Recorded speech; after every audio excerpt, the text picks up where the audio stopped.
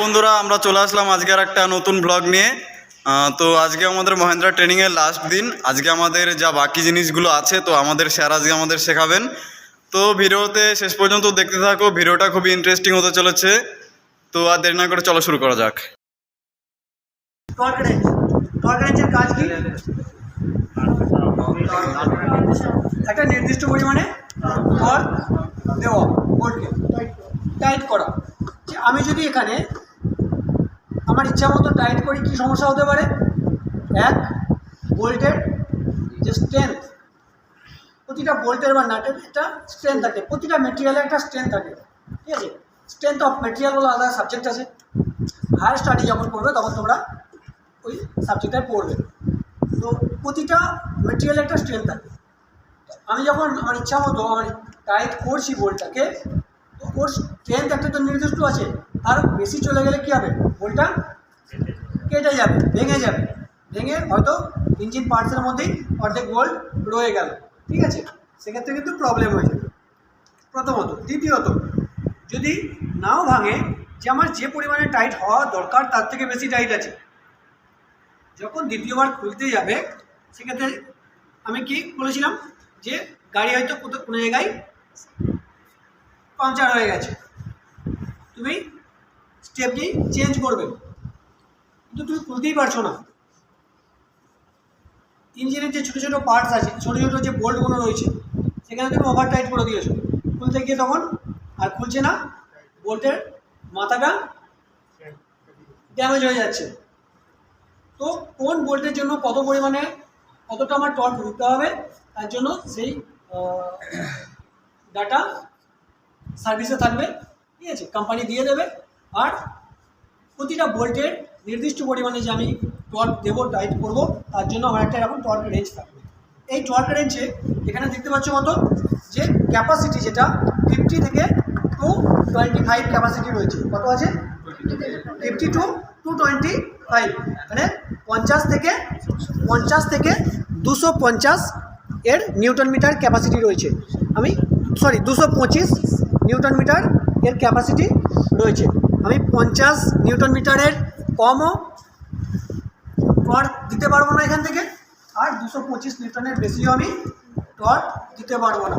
এবার আমি যে টর্ক দেবো, আমি এই টর্ক রেঞ্জটা কীরকমভাবে ধরবো এবং কোন দিকে ঘোরাবো? এভাবে ঘোরাবো, ঠিকই হবে। এটা হচ্ছে ক্লক ওয়াইজ। এটা আমি ক্লক ওয়াইজ যদি ঘোরাই, আমি মনে করো এই অ্যাডাপ্টারটাকে আমি পিছন দিকে দিয়ে দিলাম। এবার ক্লক ওয়াইজ মানে এরকম হচ্ছে, হ্যাঁ, তখন অ্যান্টি ক্লক। ক্লক ওয়াইজ বা অ্যান্টি ক্লক ওয়াইজ এইভাবে আমি দেখবো না, আমাকে দেখতে হবে যে শর্টকাটে টর্ক রেঞ্জে অ্যারো কোন দিকে আছে। যেদিকে অ্যারো আছে আমি সেদিকে ঘোরাবো। অ্যারো কীরকম আছে? উপর থেকে নিচের দিকে আছে, দেখতে পাচ্ছ? এই যে ওপর থেকে নিচের দিকে আছে, তাহলে আমি ওপর থেকে নিচের দিকে ঘোরাবো। যেদিকে অ্যারো থাকবে আমি সেদিকে পুশ করবো। এখানে হচ্ছে গিয়ে, তাহলে আমাকে এটা টর্ক দিতে গেলে আমার সকেট লাগবে।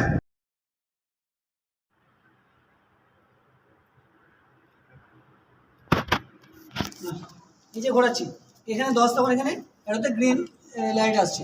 তো আমি এদিকে তখন এই সাইডটাতে আমাকে 10 গ্রামের ওয়েট দিতে হবে। যখন আমি এই ওয়েটটা দেবো, ওয়েটটা দেওয়ার পর আবার আমি এটাকে স্টার্ট করব। স্টার্ট করার ফলে কী হবে? আবার আমাকে একটা রিডিং দেবে, প্রপার সেট হয়েছে কি হয়নি। যদি হয় ভেরি গুড, না হলে আবার একটা আমাকে ওয়েট খাওয়াতে বলবে যে কোথায় আমাকে ওয়েট দিতে হবে। যখনই দুটো প্রপার ব্যালেন্সে এসে যাবে, তখন এখানে কোনো আর রিডিং দেখাবে না, শুধুমাত্র এখানে গ্রিন দেখাবে।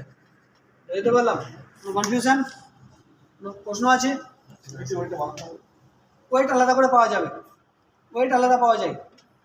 যেটা হচ্ছে গিয়ে অ্যালয় হুইল, যেটা রয়েছে সেখানে আলাদা করে ওয়েট, যেটা পেস্টের মতো বসাতে হয়, 2A টাইপের ওরকম ওই টাইপের।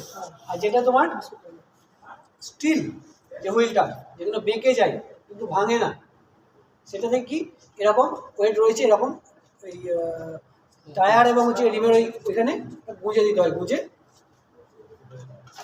পুশ করে দিতে হয়, হালকা ঘা দিয়ে পুষিয়ে দিতে হয়।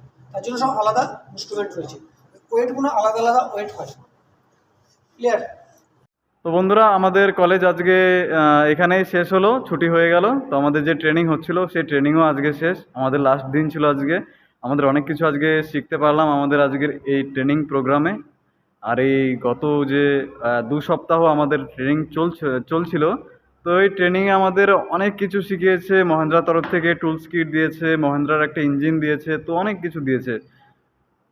তো সব মিলিয়ে ট্রেনিংটা খুব ভালো কাটলো। তো তোমরাও ভিডিওতে দেখতে পাবে যে কী সব হয়েছে আমাদের ট্রেনিংয়ে। তো যদি ভিডিওগুলো না দেখে থাকো, প্রিভিয়াসগুলো ভিডিওগুলো ভিজিট করো, তো সেগুলো দেখো, ভালো লাগবে। আর যদি চ্যানেলে নতুন হয়ে থাকো, সাবস্ক্রাইব করো। তো দেখা হচ্ছে কালকে আরও একটা ইন্টারেস্টিং ব্লগের সাথে। তো ততক্ষণের জন্য বাই বাই।